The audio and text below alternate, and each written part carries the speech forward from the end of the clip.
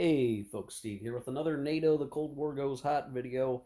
This is the second entry in our War of Nerves sub-series, I guess you could consider it. We've still got a little bit of like pre-steps to take care of before we start the scenario proper. So I gotta deal with that. But with the peace turns over, the real game itself is now going to be coming here very shortly. So I think now is a really good time maybe to start off this video with thoughts around objectives and what we actually want to achieve. And I think that's really worthwhile because up until now, I've only played the Baltic approaches scenario, which has a very specific set of constraints that you're operating under. Here now, we have to look at the whole map, all of the terrain, all of the big levers and things that we need to consider. So um, that's sort of the gambit here that we're going to take before we get to playing and covering the actions on the board. So I think it makes sense to first talk about the Warsaw Pact goals and what we want to achieve. So very generally, the end of the game after 14 turns, or if something happens sooner, the Warsaw Pact player is wanting to achieve victory points by capturing cities that are controlled by NATO at the beginning of the game. And the more points they get, the better off that they'll be, basically. So there's a whole thing we got to look at. What's the victory threshold? It depends on the scenario you're playing. I don't even need to really look at that right now, other than to know that the more territory we gain as the Warsaw Pact player, the better off we're going to be. So, yes, we do want to take cities. Will we want to bypass some cities? Yeah, maybe, if it gets us something else that we want. Um, but we're going to want to pick up as many as we can, and that's one big sort of one thing we need to focus on. So we look across the map. There are a number of NATO cities kind of everywhere. So it's like is there a particular cluster? Sure, there's a cluster right over here in Western Germany. That's a great pickup if we can get into there.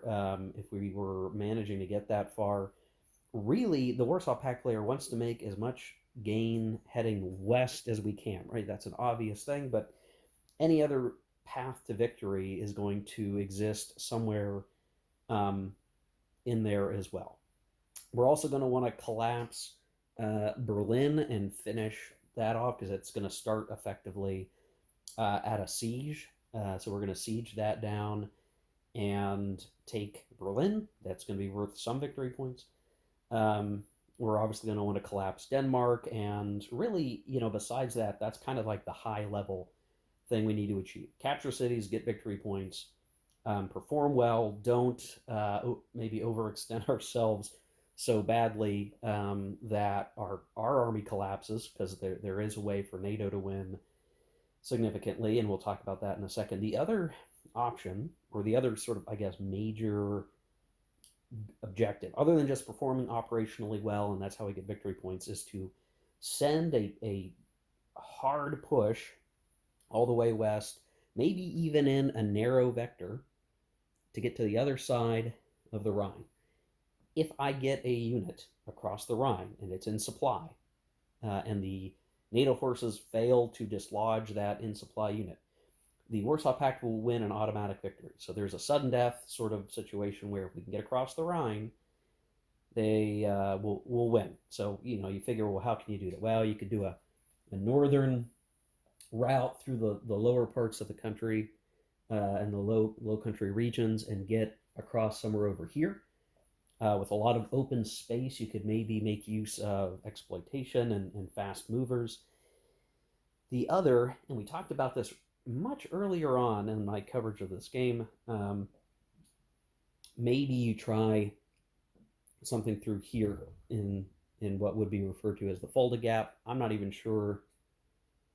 I don't know how likely that is, but that would require a push through here. And when you really look at, well, what's the fewest number of hexes between where the Warsaw Pact player starts and crossing the Rhine? Well, it's here at Mons, and 1, 2, 3, 4, 5, 6, seven hexes basically. So a hard push through all these Americans who are kind of guarding the Fulda Gap to try to execute and get across somewhere over here is maybe another route. Now you can imagine trying to go for broke to get to the other side of the river could be kind of a high risk, high reward strategy. I don't know that I want to pursue that. I think winning on the edges might be safer. But if we get fortunate and it looks like we could make a gain and a push for the Rhine, we'll certainly do that. It's an entertaining thought, and then it also pushes the worst, or I'm sorry, the NATO player to take drastic action to prevent it, which could lead to Armageddon. And this gets into the usage of nuclear weapons. So the usage of nuclear weapons to like clear units is one tactic, but could push the game to a sudden end as well. So there's a lot of risk. There's a little bit of brinkmanship maybe in playing through this scenario and what we can achieve. Um, Things like chemical strikes and nuclear strikes on cities. Well, taking away nuclear strikes for a second, the Warsaw Pact probably doesn't want to strike a city if it can help it that way, because if you do that, you give the NATO player a victory point, and really vice versa. So you'd have to wonder, like, is it worth giving up a victory point effectively to strike a city in that way? Well, maybe you would do that to bypass the city or to reduce it or to make it negligible so that you could pick up several other victory points elsewhere. So there's a little bit of having to make some, I would almost say, strategic type choices in terms of like, yeah, you're doing your operations, but there's sort of this higher level. Is it worth doing this heinous strategic act to get some kind of operational payoff? That's going to be something, as the Warsaw Pact player, I'm going to have to keep in mind. Even as it stands right now, I'm looking at the board, and I don't see a huge advantage for the Warsaw Pact player at this point. I really don't. I don't see it actively. That doesn't mean that we're not going to be able to make some gains. It doesn't mean that we're not going to be able to make progress. But I do wonder the efficacy of the Warsaw Pact forces at this point, just because we don't have surprise. That came out of the peace terms. No surprise that is going to be a challenge. I was really banking on that.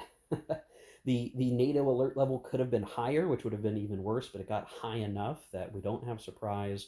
We do have our air in a good place as Warsaw, but we're just going to be missing out on a lot of goodness there, and I think that's going to be a problem.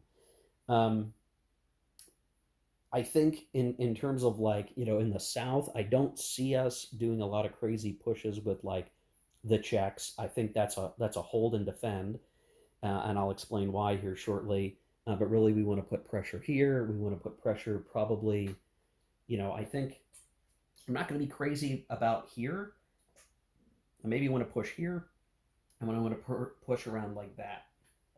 Those to me seem like the thing to do, and we would approach the this region from the north to pick up all those cities or make assaults against those cities. That's kind of a really notional thought process here. Without having experience with the game, this could be a faulty approach, but those are the things kind of percolating in my mind as the Warsaw Pact player. For Denmark, what I could do now, the thing to know is that Baltic approaches scenario is basically just a cutout of a bigger map scenario, and we still have the same forces at our disposal to use against Denmark as we would in the Baltic approaches scenario.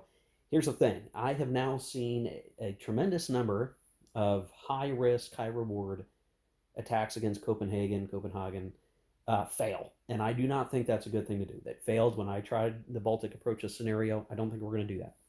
What I think I am going to do is I am going to try to use the same sea lift and airlift capabilities, and I'm going to shoot somewhere around here so that, one, we can capture the neck of Denmark and basically control where it widens out in terms of hexes, and then we'll have our contingent of forces here push through that sort of northern part of Germany, just like we did in Baltic approaches, but we will have more power concentrated, and we'll have sort of those special forces, those amphibious and airdrop units, helping in a more close-knit way with our land forces so that we control the neck. And then from there, it should be an easier progression to capture 4 cities, minor cities in Denmark, and force its collapse that way. And if we can do something even where we can get a hold of that hex, we may be able to keep the Danish from crossing over from the Copenhagen area. So I think that's the way we're going to try to do the Denmark thing, is just be a little more conservative with the approach, with the hope that that gives us, less wasted effort, because we definitely want to conquer Denmark, and we want to make progress elsewhere.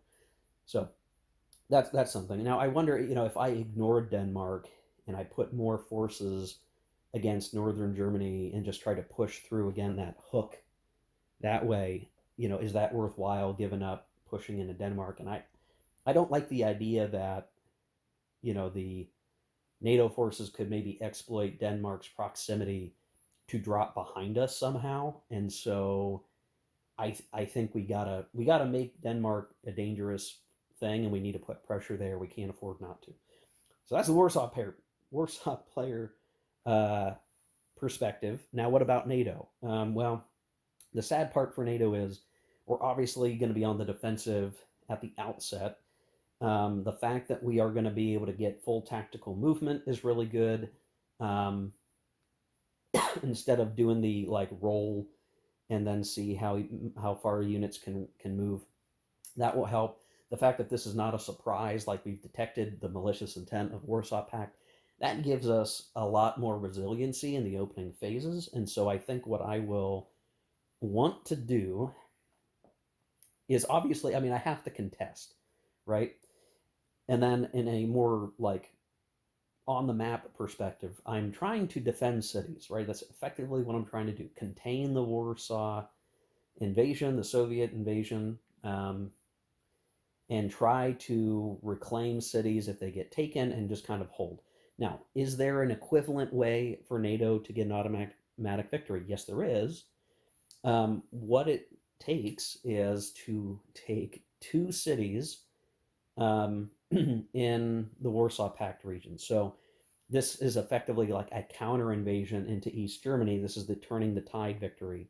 Now, for that to happen, it requires that, at some place along the line, wherever we are at, a general Soviet collapse, such that we have NATO forces that can advance into East Germany, basically, and seize a couple of cities. Where are the best places for that? Well, here's not bad. Here you can get a couple. If you can get kind of out, you can grab another one. It doesn't actually take that much.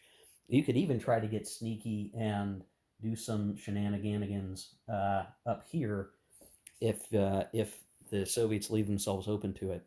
So I don't see that happening. It would really require the Warsaw Pact to have made a terrible fumble mistake, and then the NATO forces being able to punish that so severely that an opening in the front is available to NATO to move forward. So I think that's a very opportunistic victory condition. If we can make it happen, that'd be great. It would require probably some really tough die rolls to shake out. The other thing that we could do is, as NATO, we could aim to fight in such a way to try to attrit the Soviets down to where we slow them down. They can't make offensive progress, and then we can try to do some kind of localized counterattack where they're brittle. That's maybe the way to do it. We definitely want to wear down the Soviets wherever we can, because getting steps back, getting replacements, this is not a game where you're going to get a lot of that. The things are so narrow, because it's only 14 days real time, that just making it too tough to progress could totally stall out the Soviets. So we want to create those circumstances where we can. I'm not sure what that's going to look like. The other way that the NATO player can achieve victory is to force a surrender of Czechoslovakia. To do that, we need to get into Prague, which is over here, Praha. Praga. So you figure, like, there's not a lot of NATO forces down here. This is why the Czechs are kind of going to be fighting in and around here, and it's an important front. You don't want to fail. We'd have to divert, I think, a lot of attention over here to get through this difficult terrain and actually take Czechoslovakia out. So I feel it's unlikely that we could win that way. So barring some really crazy events, I see the NATO player having to basically just play the table and play defensively, counter strike where it makes sense, and maybe catch the Soviets off guard. Now there are some ways that we could try to force that. So for instance, allowing ourselves to kind of fall back, have the Soviets overextend themselves, and then maybe like a Hannibal at Kenai thing. We hit their flanks and maybe get in behind them and take out their HQs, because once the Soviet forces are outside friendly territory, their supply lines are going to be more tenuous, and if we can cut it off, that would severely weaken the units. We get them out of combat supply after forcing them to defend at least once, maintain the cutoff, the encirclement, and then we kind of take out large numbers of Soviet steppes, and there's that opening to get into southern East Germany. So that's kind of like the thing that we would aim to achieve. I'm not sure that that's going to be open to us, particularly because, yeah, we are dealing with the 1983 force pool. We're not quite as strong as we could be if this was 1989. But those are the things that are in my mind. There's only so much to be done here. It's going to be really interesting the way that the air points are going to hash out, because the Soviets got kind of their best table for air, and the NATO got kind of their middle result, which is still maybe going to be enough to have a good run of things. Really hard to say. So those are my thoughts right now. I mean, obviously, as the game gets played, we may have to reassess the situation. I think the wide ends of victory are not terribly likely, and it's just going to be a slog through Germany. Is just what it's probably going to be, but we'll see. Yeah, initial thoughts. And at this point, if you're listening to this and you've played the game before, and you've got thoughts on the strategy and you disagree with what I'm saying, or there's some other key component here that I'm missing, or you've got some things to impart, go ahead and comment that. I'm interested to hear, just because even this version of this game has been out now for a few years, so I'm sure there's been some sense of the game that's developed well here. I think the designer notes seem to indicate that one side's just not going to have much of an army by the late turns, and that may be the deciding factor of how things go. I'm interested to see just how how quickly a whole front starts to go to crap because you're out of steps. Like, everyone's been rubbed down to the nub in that amount of time. Something we'll figure out. All right, so take a pause here. Hit pause on the video. Think about the strategic implications of what I've talked about. Let me know what you think, and then we're going to continue on with the rest of these sort of preamble steps as we get ready for the first war turn. Okay, sort of final preamble bits before I get to playing. Here is actually the victory chart that we're going to be looking at. So here's the War of Nerves victory levels. 1983, if the Warsaw Pact wants to win, they need to get 40 or more. They're going to need probably more than that. So something to keep in mind, and you figure, each city may be providing 1 to 2 or 3 victory points. We've got to make up a lot of ground. We're going to have to take a lot of territory to achieve that. So a modest advancement into West Germany is not going to do it. We're going to have to do pretty reasonably well across the board to get in the running for victory. It is more difficult. It's basically a swing of five victory points. Being in 1983, which is more advantaged for the Soviets, so we're going to have to watch out for that. Some things I need to keep in mind. Not everybody is going to be activated for the NATO forces when they first go. So while I can move units their full movement, tactical movement, only units that, non-French units in West Germany are going to be able to move. Now, granted, that's still the majority of units, so that's okay. Obviously, Denmark will be able to do so as well if the Soviets enter Denmark. So there's kind of some weirdness there about when Denmark gets activated. But certainly we're going to have some of that matter. I'm going to have to look at it, because I'm wondering exactly where the Soviets are going to land. If they land south of the Denmark border, that may enable them to not activate Denmark right away. I'm not sure. I'm going to have to work that. There are going to be some reinforcements that I need to consider. So, like the Warsaw Pact is going to get a certain number of supply points and chemical munitions points, even if we don't start chemical warfare. So we're going to build up supply points over time. We're going to build up chemical munitions over time. Just like in the other scenarios, the Soviet side does not have to worry about the expenditure of supply points until war turn 8. So they still have that to their advantage. They can make some progress before worrying about the expenditure of supply points, and they can even trying to be saving up some of those supply points, I think, over the course of the game. So that's something that we can look at. We will be rolling on the air campaign charts, which we've really not had to use before. And these are what those do look like. Let's see if I can get this to focus a bit better. But the main thing is looking at different game turns. You're going to be rolling and getting different sets of tactical or operational air points. Each side can use only so many per turn, so we are going to have to be kind of selective with where and how we use those air points, and what our capability is to deliver chemical weapons if and when those begin to matter. So I think besides that, if NATO can keep the Soviet players out of uh, some of the cities in West Germany, so it's a forward defense bit here. In addition to the normal victory point awards provided in Case 34, the NATO player also receives 2 victory points during the joint status phase of each game turn, beginning with game turn 2, so not on turn 1, in which there are 2 or fewer Warsaw Pact controlled conquered city hexes in West Germany that can trace a line of supply to a Warsaw Pact controlled city in a Warsaw Pact home country. So basically, if we can somehow keep the Warsaw Pact from seizing um, uh, some of the cities in West Germany at the very beginning of the game, we may be able to accrue some victory points, and that can help kind of offset Soviet gains. So having a strong early defense, I'm not sure how that's going to work out. I suspect the NATO player won't actually pick those up.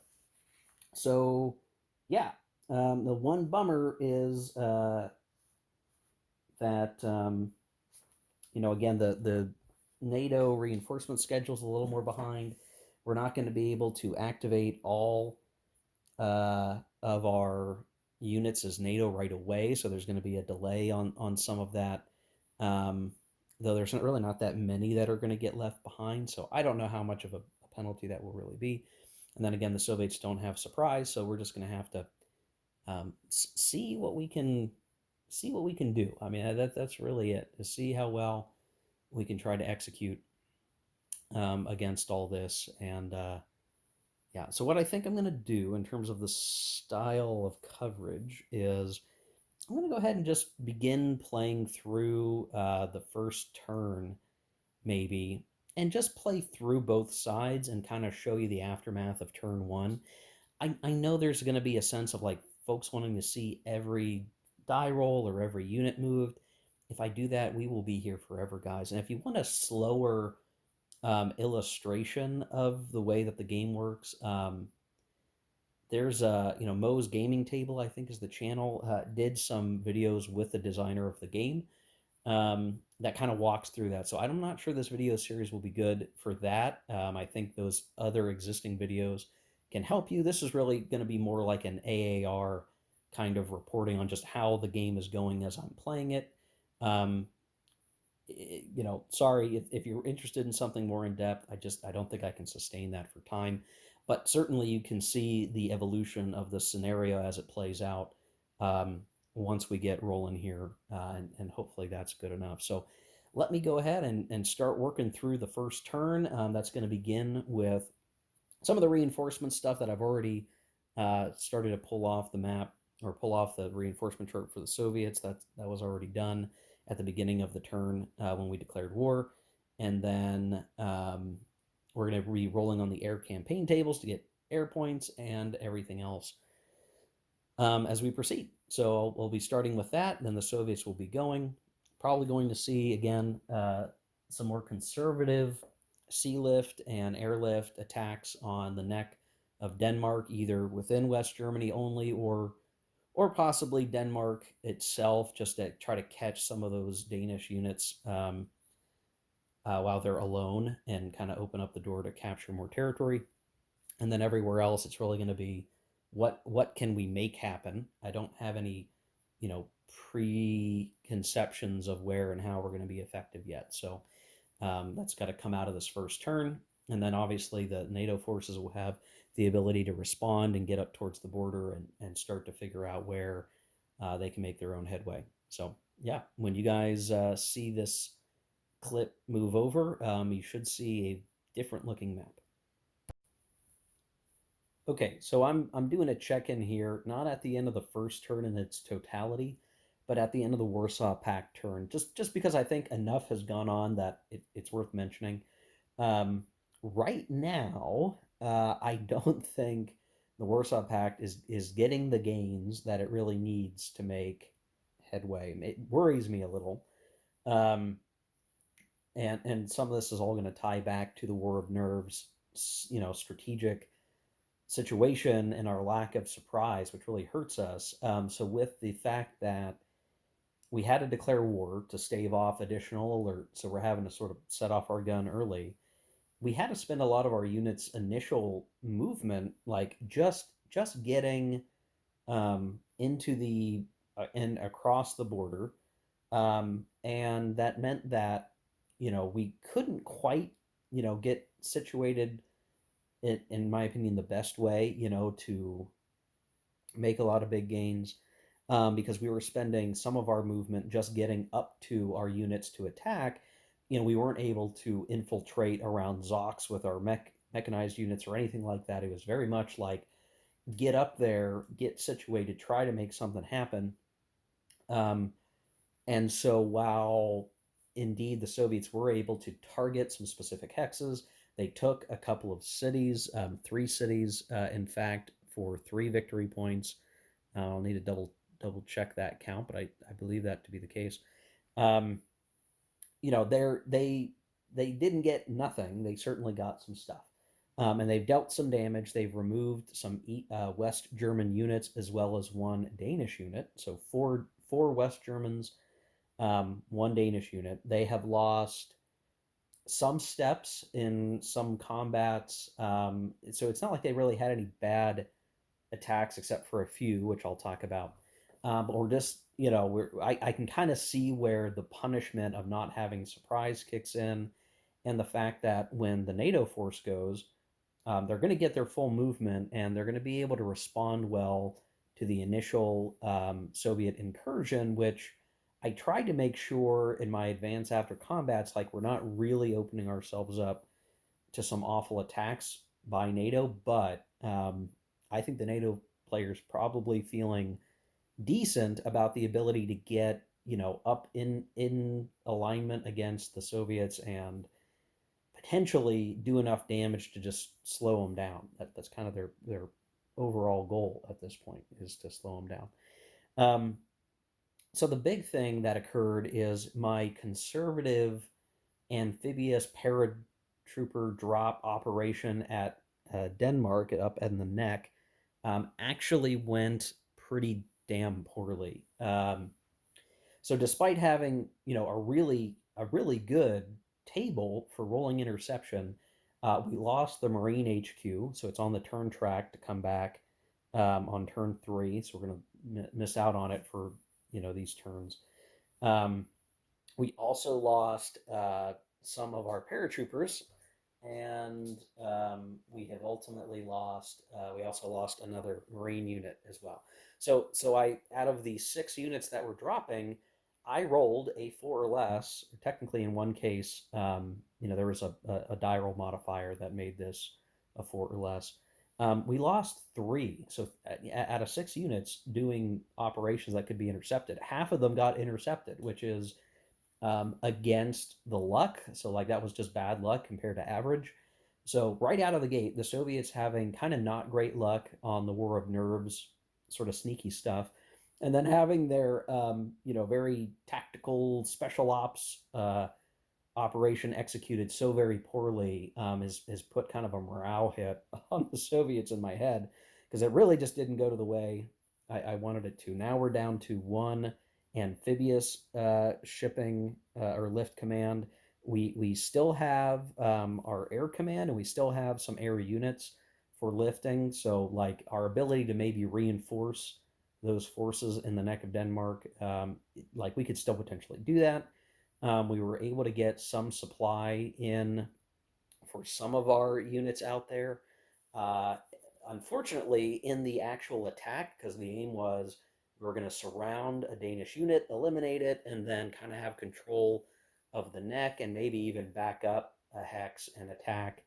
That there's a city right in the glare right there in the neck that's technically West German, and they would maybe take that city, and then we'd have kind of a nice entryway into Denmark early, not getting slowed down in the neck at all. Well, now I'm not sure what's going to happen. I basically have two units there. One is out of combat supply at this point and is going to be out of general supply regardless. So he's going to be in trouble. I'm going to do my best to just salvage that, but we've still got the case where the Soviets need to push through some West German units and HQs that are going to be in their way. And again, just not being able to, invade right at the border has slowed down units. There's one little trick that I did realize, but I didn't make maybe the best. I mean, I did as much as I could. Putting units into the reserve OMG marker, if they can spend, a few movement points moving up, up to 3 for those 6 movement point units, put them in reserve, and then when you have your reserve movement, if they weren't able to get up to the enemy, they can then do their reserve movement, get those other 3 movement points, and you don't have to spend the extra movement point to cross the Iron Curtain border. So I was able to do that a bit in the north area, so up there. Unfortunately, we've not made a huge amount of gains yet. Now that's a yet because I think we've still got plenty to do.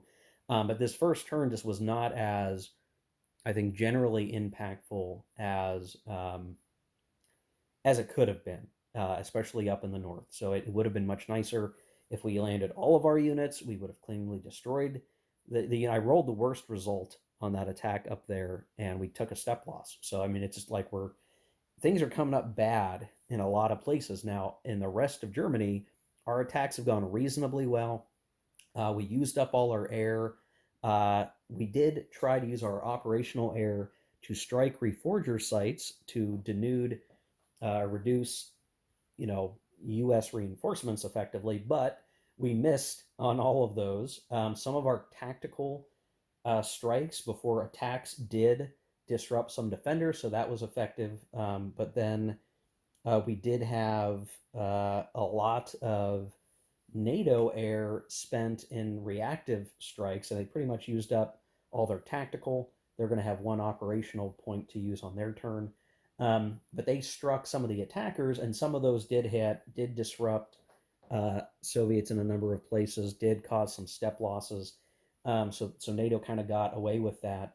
But we did see basically successful attacks here, pushing deeper into this area, and providing, my desire here is to apply some pressure, even though it's combined fronts and I have to watch my coordination restrictions.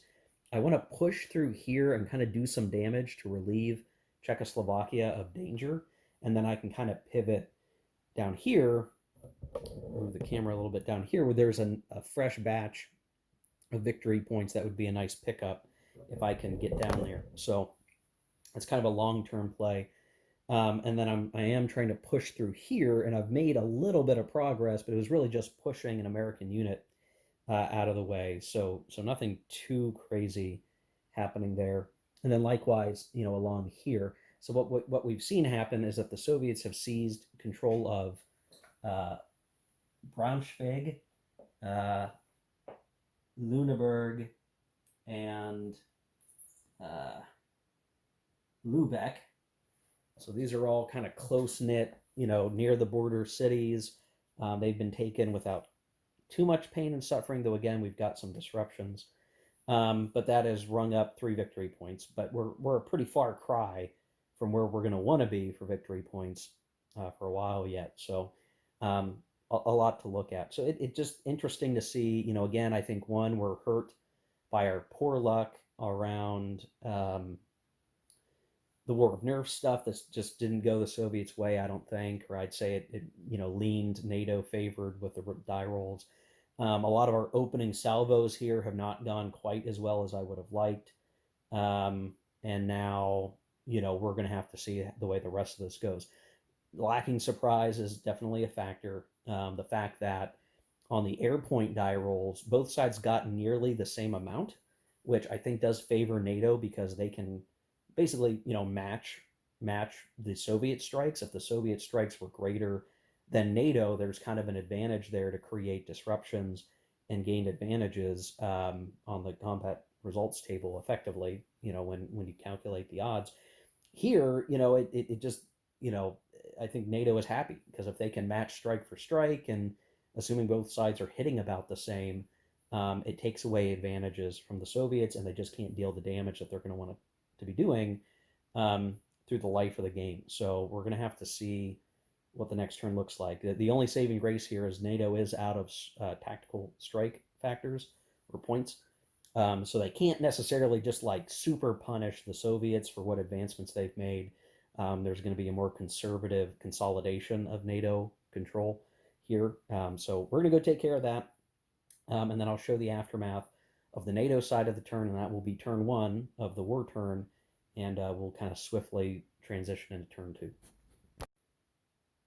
Okay, here we are at the end of turn one. So indeed, kind of interesting set of circumstances here.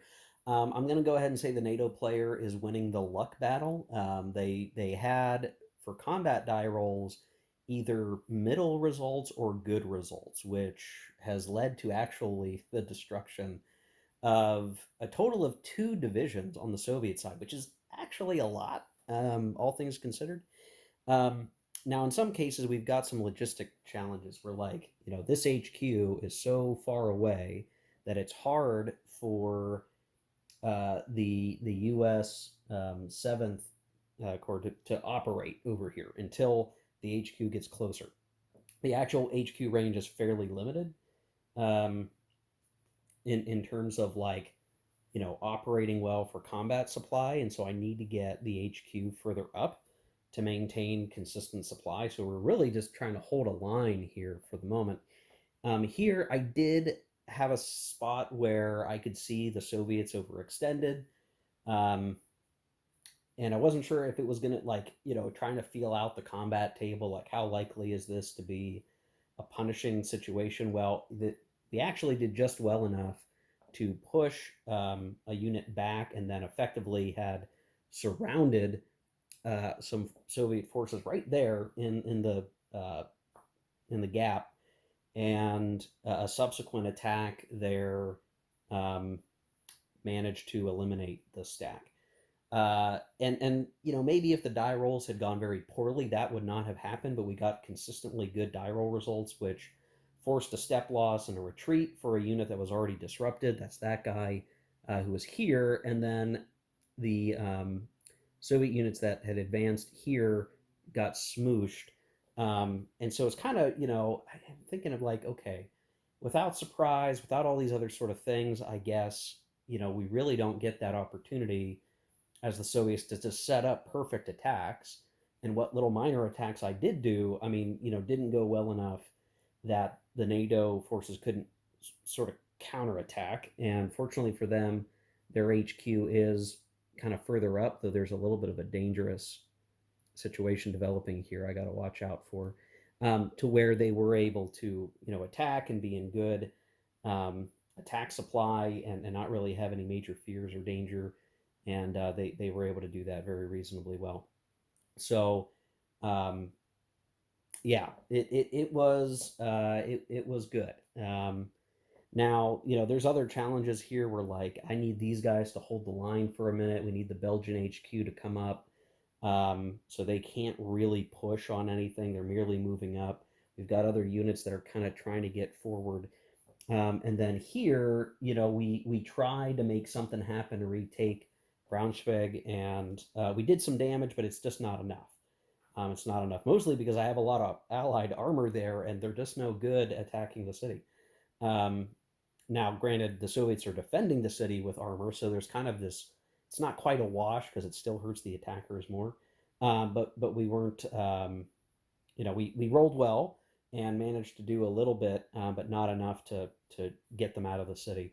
Up here, we tried to do some additional things. We ended up losing a German brigade for it, which I'm okay with that. I mean, there's a sort of we didn't roll any ones on combat, so we've not suffered terrible losses here. We've done okay. And then up north, you can kind of see it. The Danish and the local German forces. Basically, I just pulled into Denmark and said, well, let's just try to hold the neck then, and let's be a nuisance. And we attacked.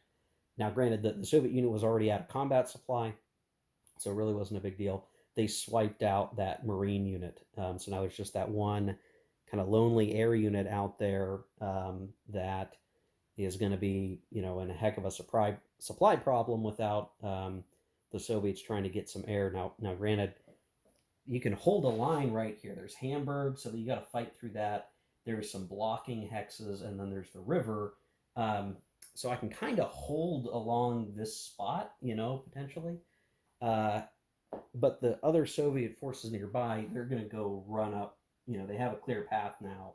They can run up. They probably want to take Kiel on the way. I can probably drop off a unit or two to focus on that, and then the others continue to work up their the Danish neck. Um, Whether or not the Danish can get their territorial units in place, it's hard to say. I am trying to move. I stuck a unit in a Copenhagen up there just as insurance in case the Soviets try to make some last gambles with their paratroopers, and then we're going to be trying to move these other units there by ferry over and kind of bolster the other defenses of these cities, because it really wouldn't take much for the Soviets to knock their way through here. Um, it's just they're going to be fighting a timer, so there is tension, and whether or not they can bang their way through and into Hamburg. So a lot of different things going on. I don't know that the Soviets are doing particularly well. It just feels like, right now all the losses have come from Danish and German units. That's almost expected at this point. I am a little worried. I'm defending too far forward as NATO now. Like I moved forward to engage the Soviets, and I'm trying to deal some damage to them, and I've successfully done that, which is cool. But I don't have a huge amount of like operational reserves. I've got just a little tiny bit over here, barely anything. I've got a little bit, maybe a little bit more in through here, and I've got a little bit more through here.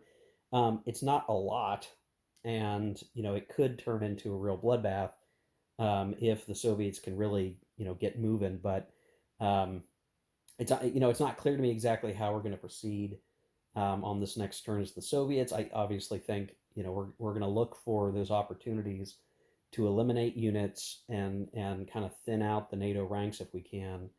Um, there are clusters of cities. I'm figuring, right? Like if you want to win on points, and like we're going to have to do that. That's going to be the way we win. Um, if I look across the board, like, okay, here's a cluster of cities, here's a cluster of cities, there's a cluster of cities.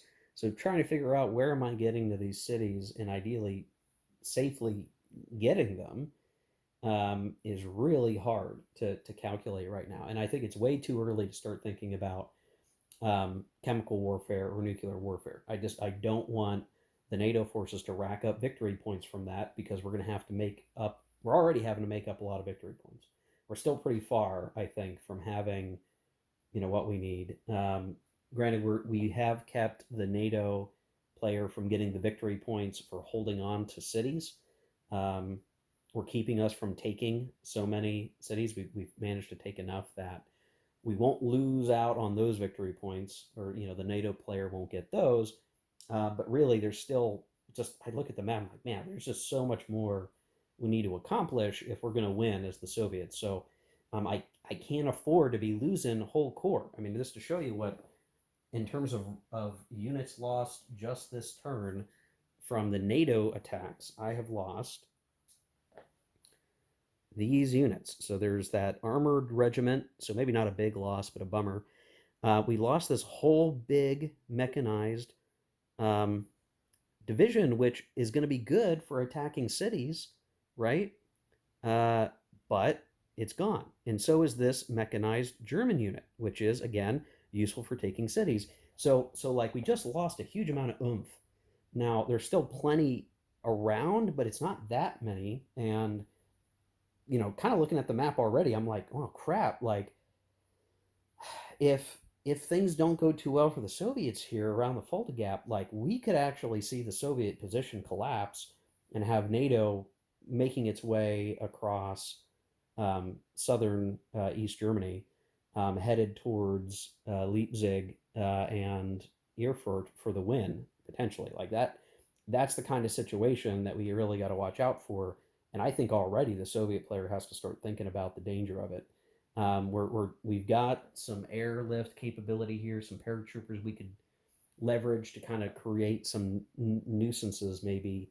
But I think this will be a pretty critical spot. Not in favor of the Soviets, but actually the reverse. I think if NATO pushes hard enough, that's where the game will get decided, by flipping the script and kind of smashing uh, their way through some of these territories. The NATO forces can play a bit more space for time if they need to. So I could pull back, um, and like I could pull back and kind of create situations where we could try to do another pincer move like we did here. I think I only lucked through just because I just made the mistake of leaving that more open than I should have probably. Um, I don't see any obvious places to hit the Soviets the same way like here, but there's enough reinforcements that the Soviets are going to push back NATO, I think. So yeah, there. I mean, this is a lot of commentary. It's just not clear to me how all this will really evolve. Um, but clearly this, just to make the statement here as we see the game progress, the War of Nerves portion, the peace, really didn't go the way that the Soviets needed it to. The Warsaw Pact didn't really go that way. Turn one, I don't think has really been good for the Soviets either. So like all these oomph moments where the Soviets really needed to be sneaky and surprisey, well, they failed that. They needed these first attacks to go off, pretty reasonably well, and they did okay, but I don't think okay is enough, especially when the NATO forces counterattack smacks down two strong, capable divisions um, on the boards. Managed to do that. I think the one German unit might have been reduced from the first attacks, and so was weak anyway. But you can't afford to give them up, and it just gets harder and harder from there. And imagine for a second here, if NATO can reasonably hold, let's say they lose Denmark, right?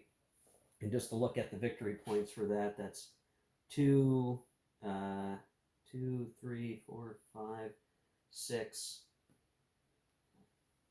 Give up 6 points for that.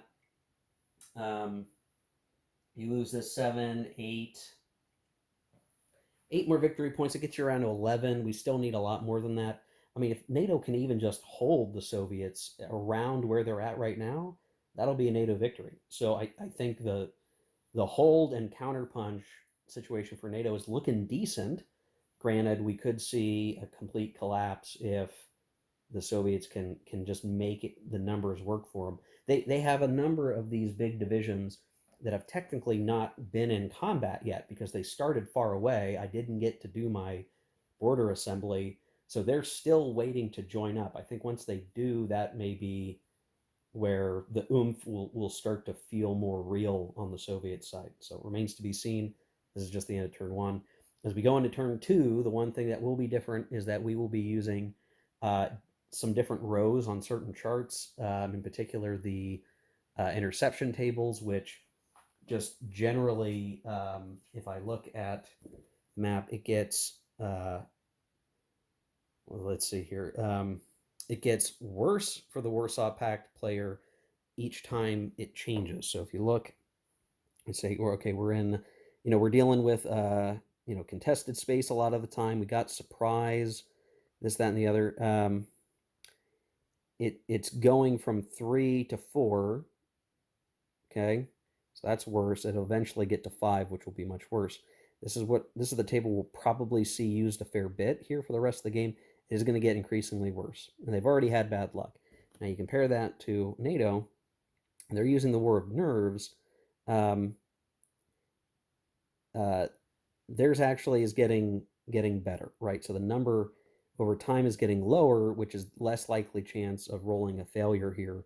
Rolling a loss, I should say, that the interception would succeed and hurt NATO. It's going to get better. So, I mean, if you look at that, that's another kind of block in the column that says NATO, if they can play for time, if they can continue to maybe make those smart counter punches that just make it hard for the Soviets to maintain an offensive momentum, they can win this. And I'm going to say right now, based on the end of turn one already, because of the war on nerves, because of the maybe lack of clear success across the board, I might put this in the probably going to be a NATO victory by the end measurement. But we've still got 13 turns to play. So who knows? Let me go ahead. I'm going to play through turn two. I'm going to play through all of turn two rather than do a mid break, because I think now it's going to be just the organic grind of force versus force. Um, and I know folks are going to miss out on stuff. I'm sorry. There's no way I'm going to get through the rest of this content at speed. So I'm going to play it through. All the commentary is going to be valid if you're interested in this game and you're wanting to play it, or you're playing it through yourself and you want to compare experiences.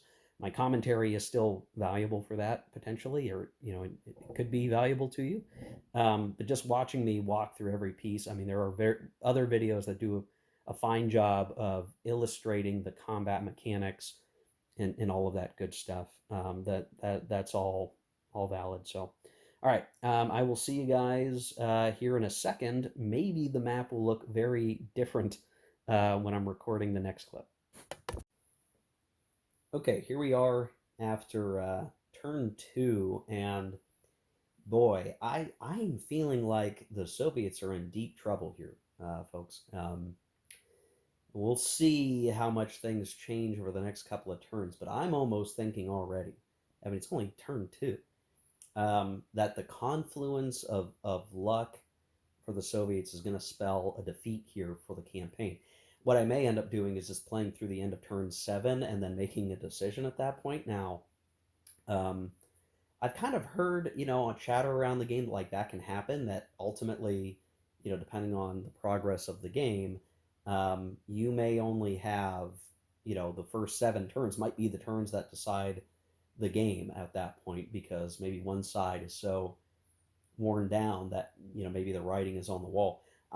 Let me break it down by sector here. So up north, we'll start in the north.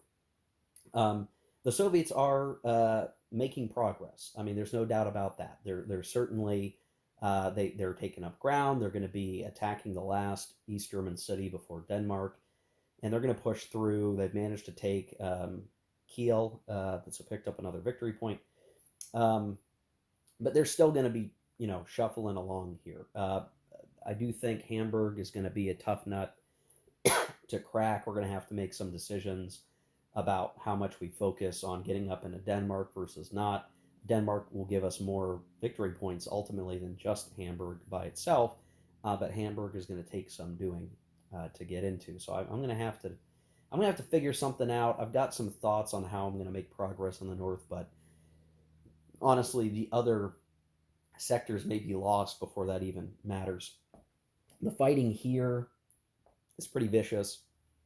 NATO is willing to take some exchange results because, and by exchange, I mean one where they attacker and defender both are taking losses, because they can, by a step for step count, NATO can actually outlast the Soviets. I'm kind of figuring out the math on this. So while the Warsaw Pact forces are generally, on a unit basis, better and stronger and have many factors. They're more brittle in that if they take a step loss, they're going to tend to lose more factors, I think, than if a NATO stack, let's say, of multiple one-step units takes a loss. NATO's probably the better off for it because if they can counterattack or make a good sort of direct counterattack, meaning the Soviet attack maybe causes a step loss, um, that the NATO attack on the NATO player's turn can make use of a weakened unit and kind of wipe it out, where a stack that occupies a hex filled with NATO units can maybe take a step and still have some additional steps to lose. So there's sort of this, like, Warsaw Pact has greater concentration of power within a single unit, but it's more brittle. Where NATO has a little bit more flexibility, and you can arrange your stacks to defend in interesting ways where they have some staying power. And south of Hamburg, we're kind of seeing a case where um, I'm kind of putting the odds into enough of a range that, yeah, NATO is counterattacking at lower odds, we'll say, and targeted so, right? Like, we're really only attacking where the Warsaw Pact factors are fewest in clear terrain, so we're not getting any shifts, and we're doing what we can to make a fair attack at 3-1 or 4-1 odds, which is still dangerous, mind you, but even 2-1 odds, you can kind of, you can accept some risk there because if you can just manage to get an A1D1, I mean, that's actually enough because you're going to denude the Warsaw forces enough that they can't punch as hard the next time around. So the odds math just works out that as the NATO player, like, you don't want to sit on defense. You actually should try to make some intelligently thought out counterattacks, and that's actually been working out. Now the coordination rules makes this a little tricky, and so not all the time could I actually do all the attacks that I wanted because I had a limit on how many nationalities could be involved. But we managed to actually do pretty well, and even in this mid sector, um, we've managed to do reasonably well executing the same sort of strategy, very carefully selected counterattacks. Um, but it's going to be touch and go here for a little bit. I think the biggest contributor right now to the game, and this is going to be admittedly probably poor play on my part as the Warsaw Pact player, um, is the folded gap. Right now, NATO has gone now a second turn in a row where they have successfully picked apart Warsaw units. And I'm a little surprised to see it, but I think this is just me not arranging the Warsaw Pact forces appropriately, and it's going to cost me the game for it, which is a bummer. I do think I'm reminded of a quote I heard from the game designer, um, that the game is balanced on this knife edge, and once you start to cut through that edge, things are going to start to collapse very quickly. I think there's enough force here. While I do think my NATO units need to kind of get a little better organized, there is a very good chance we could see this cluster of units. I might move the Germans down here to hold and send the Americans through here, bust up these East German territorials, and basically be marching on Erfurt. That is a very reasonable thing to expect. Maybe by turn 3 or 4, maybe by the end of turn 4, we might be cleanly operating in East Germany in a pretty clean fashion. Um, that's going to be the game because there's really not much right now that the Soviets could do to stave that off without giving up a lot of position already. And so, like, this sector, I think, has already been won by NATO, and it's going to be the clincher. Like, this is what's going to make the difference. If NATO can get into Erfurt and push even beyond that to one more East German city, like, that's game. That could be game. We may not even get to a decision to stop the game. We may have an outright victory if I can keep up momentum. Now, at this point, the Warsaw Pact player might be thinking, "Uh-oh, I better start using nukes or chemical weapons," but all that's going to do is exacerbate their potential losses and make it almost impossible to win the game on victory points, which is really how they expect to do it. That's the only option they really have at this point. So even as I'm describing that, I think poor play on my part, as the Soviets, plus what I would generally say was bad luck at the outset, is probably going to make this a NATO victory. Like I can already tell you that by turn two.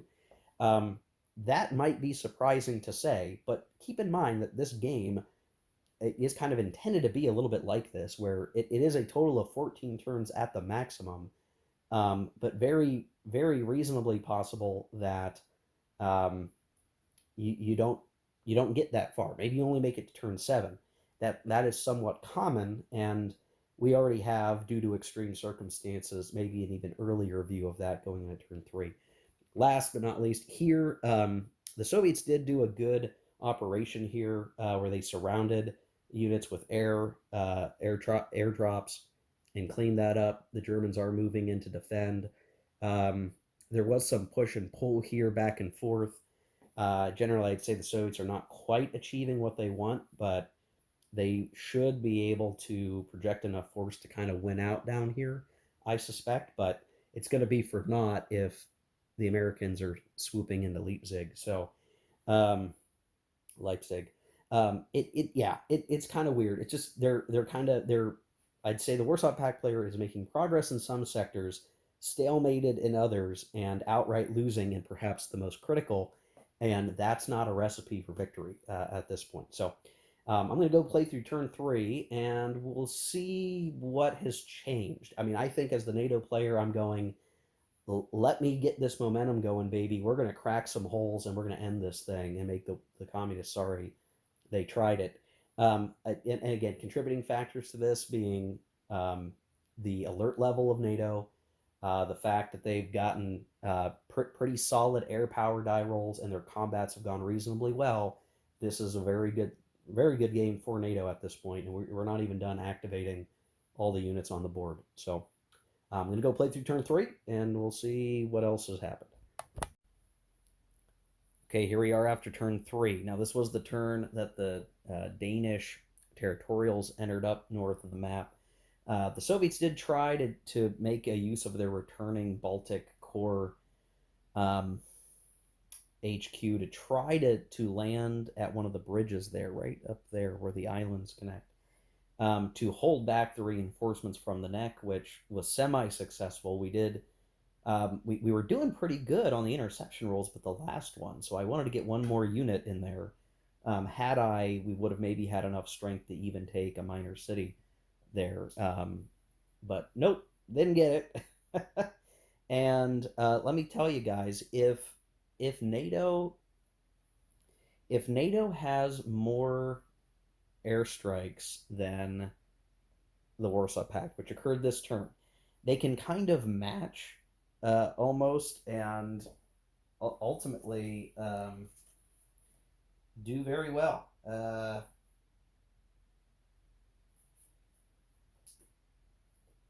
And really, I mean, if they can spend up to 2 points, in some cases we would hit two hexes and be able to do some damage. I think that the greatest strength. I mean, what's really interesting is the system here and the way Bruce Maxwell has arranged the forces, that there are very clear asymmetric aspects to the game. So, for instance, the Warsaw Pact has, I think, generally more HQs that can do things and can support combat. They also have greater HQ ranges, so generally the Warsaw Pact player can expect to operate across the board without feeling particularly constrained.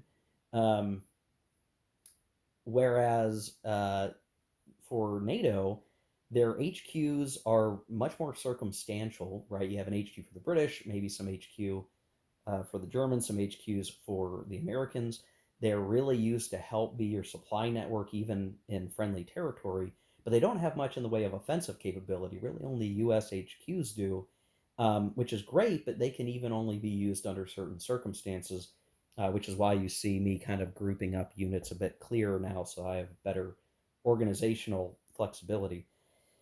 Um, so there's that much. There's also an advantage to the Soviets in that they start off with a much greater special forces capability between their Marines, and their air troopers. Though technically the Allies do have some on the board. I've just not been using them as effectively as I could be.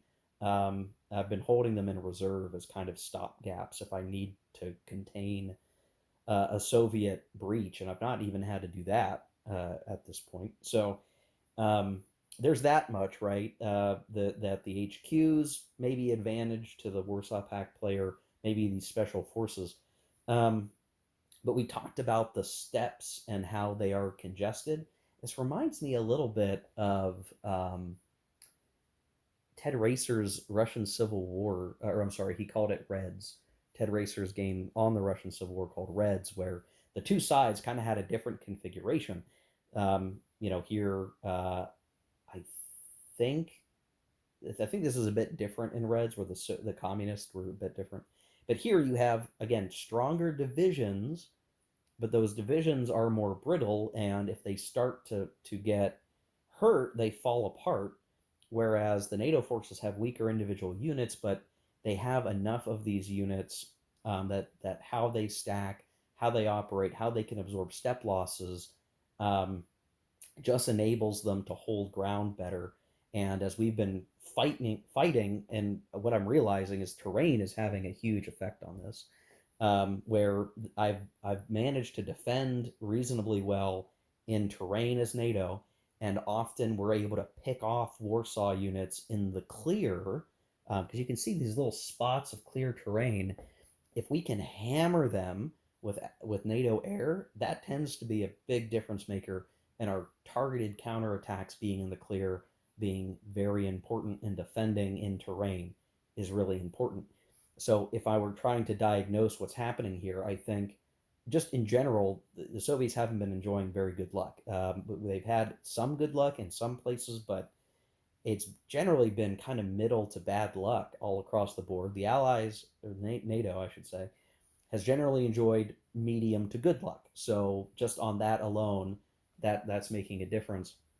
And the fact that because we got a good alert level, and the air point die rolls have been kind of competitive, it has meant that NATO has been able to match the Warsaw airstrikes, and in some cases they have more airstrikes, which means they're generally hitting more units than maybe the Soviets are hitting.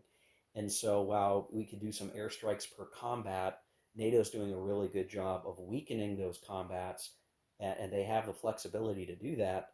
Where basically what I see is happening a lot. And if I were really breaking down the mechanics here, which is just me learning the mechanics better, and maybe the Soviets would be doing this if I started over again, which I'm not sure I'm going to do, but so it goes. They attack, they airstrike, maybe they're successful, defenders weakened. NATO, if they have the points for it, also do airstrike, reducing the attacker. Maybe they get lucky and chip a step off the attacker. So when the actual die rolls occur and you factor everything together, all the attacks, the while it's still a good odd ratio for the Warsaw Pact, they have a higher chance of taking a loss. And as soon as they start taking a loss or two, that whole front starts to get muddied down.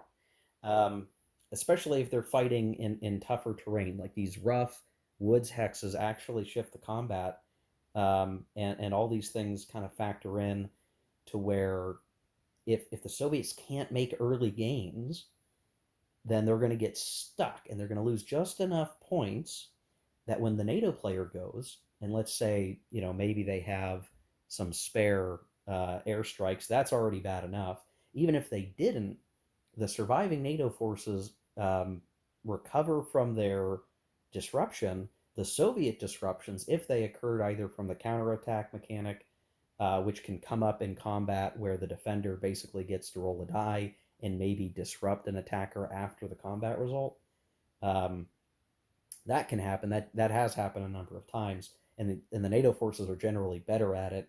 So no matter what the Soviet player is doing here, because of the way the war started, us not having surprise, not being able to like cleanly eliminate units in this tougher terrain and advancing into better terrain to be attacking in, we've just gotten gummed up. We've taken losses. We've gotten reduced, and on that NATO counterattack, or rather, I should say, well, the counterattack mechanic plus airstrikes plus NATO then attacking on their own turn and basically being able to hit those weakened Soviet units that have maybe taken a step or two someplace, has allowed them to just, you exchange one German middling unit for one big step of Soviets, you're willing to accept that result. And now we're seeing a situation where the Soviet army is kind of at a really critical point where they are in danger. We have failed to take Berlin. I've been waiting for the Polish forces to come up and support. So they're just kind of getting in a position, getting closer to support assaults on Berlin. But generally, it's held out for now. I maybe kind of mucked that up. I could have done that differently. Down here, the East Germans or I'm sorry, the West Germans are kind of getting into a defensive line here along this terrain. They're in forest, city, forest, rough, kind of with an HQ behind, just helping supply. Um, Not that they really need it, I guess, because they're in their own territory, but still holding a line against the Czechs and the Soviet forces. This is still a very strong contingent for the Warsaw Pact, but it's going to be more of a grind at this point due to terrain. If they can maybe breach down here, they have a chance to get some pickups, but it's going to take time that they may not have, because here, what we would say is the SEGF forces of the Warsaw Pact are really hurting. They're in trouble. The U.S. 7th Corps here is about to make some moves where they can either get in behind the Czech front, or they can start to just, say, Germans hold the line, we're going to go north and start to outflank the remnants here. The HQ is sitting here. There's some defenders. There's a little bit of auxiliary force. There's some territorials left. But the Americans have this possibility of actually getting up into East Germany. And that's ignoring 5th Corps, which is here. And while these guys are defending in mountains and could potentially stay well defended or be in good shape to defend here for a while, um, we could see a breakthrough over here, or at least an attrition war that favors NATO, and they can start to advance here. And so again, that Fulda Gap area, I think, is coming up NATO. It could maybe be salvaged, but at this point, the Soviets are on defense. Which, I mean, if we're talking about Soviets on defense, that's game already. It kind of feels like there's just nothing. There's not that much more we can do here. The northeast area, NEGF, North Front is already not looking good either. Now, granted, we're going to start to run out of oomph on the part of the British, but already we're potentially going to take a city back, and then likewise be pushing into near Magdeburg, maybe. I don't know. It might be stalemate here for a little while. We're going to have to wait and see. Retaking a city is going to be tough for NATO at this point, so I'm not sure it's going to happen. Here, we're reaching a close stalemate at this point. I don't see a lot more happening there. And even the drive up the neck of Denmark has kind of gotten screwed up by some really good die rolls as NATO airstrikes, which has pretty much just whacked the crap out of an armored division. And uh, I'm not even sure that the Soviets are going to be able to take the neck of Denmark. They may not even be able to get into Denmark, not counting the forces that landed up there. So as I'm looking across this, I'm going, man, I don't know. I think the Soviets are cooked. I think they're done. Um, I think the key to victory for NATO is coming down to, and I think we knew this early on, the war of nerves outset just did not favor the Soviets. They bungled that. The fact that we could move all of our units on the NATO turn up meant that the Soviets really didn't have a great amount of surprise, which means they were gummed up in the terrain, and now they're losing the air war really, because the NATO air advantage is starting to kick in a little bit more, and that's just helping. I mean, I think this last turn, on turn 3, we actually eliminated, I want to say, 2 to 3 steps of Soviets with just airstrikes. Um, because we rolled sixes. I mean, it was good. And now that's good luck for NATO. If NATO didn't have that good luck, now maybe it wouldn't be this way. But I am seeing the reality of, and I actually see this as a good thing. There is very clear connectivity between the War of Nerves result, like what is the situation at war start, that can dramatically affect the game. Like I think that's very interesting. The fact that we knew, like we were trying to be sneaky, it didn't go well. It's now getting us in a really tough position. Now, we're having trouble. I think that's interesting. It means the War of Nerves stuff at the beginning of the scenario is worthwhile because it has a real game effect. It really changes the way that the scenario is going to start, and again, it allows NATO to take better advantage of that border terrain, and just not allow the Warsaw Pact player to concentrate firepower against weak units, meaning that the front line that does solidify is that much weaker. I mean, had we had that, and let's say we were able to do a border assembly and the NATO alert level was lower, where we actually had to roll dice to see how far units could move, we could have had a very different situation where the Warsaw Pact forces are starting on the line, more or less, of the Iron Curtain, and can immediately start eliminating some of these units up in here when they have tremendous advantage, not just advantage, but tremendous advantage. So that by turn two, if NATO is forming a line, instead they're forming it maybe, back here, which, this is still terrain, but, back through here. And that might be the difference maker, if you've got momentum on your side.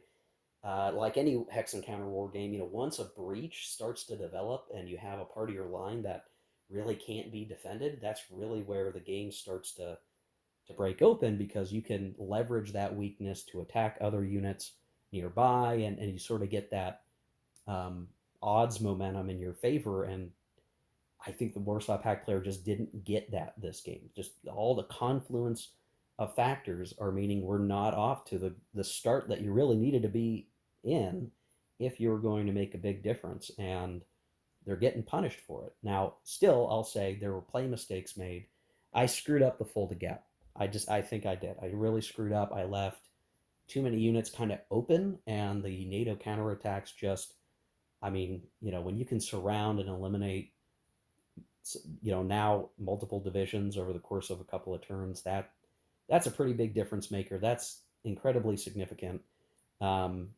It's hard, had everything else gone well for the Warsaw Pact player, we would still be sweating this situation, I think. So, all right, guys, I think I'm going to call a video here.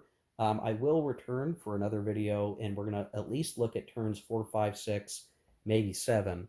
Though I suspect by the end of turn 7, maybe even earlier than that, it may be pretty clear we're going to have a victory for NATO on our hands. But I'm gonna play it through and see what happens. I'm not sure what else can be better at this point.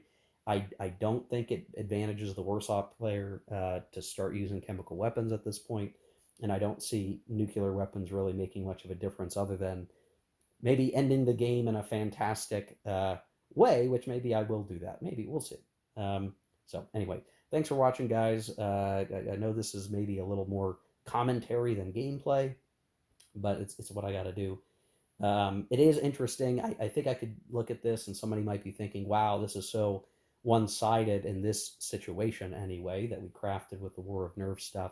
Is this fun? I think it's still fun to play all the systems and kind of see it all come together. I do like the operational model. I'm pleased overall with kind of the way the game operates, just in this situation, in this particular playthrough. The Warsaw Pact players just getting shafted. The losses pile is not what the Warsaw Pact player wants to be seeing at this point, but so it goes. All right, see you in the next one, guys. Take care. Keep gaming.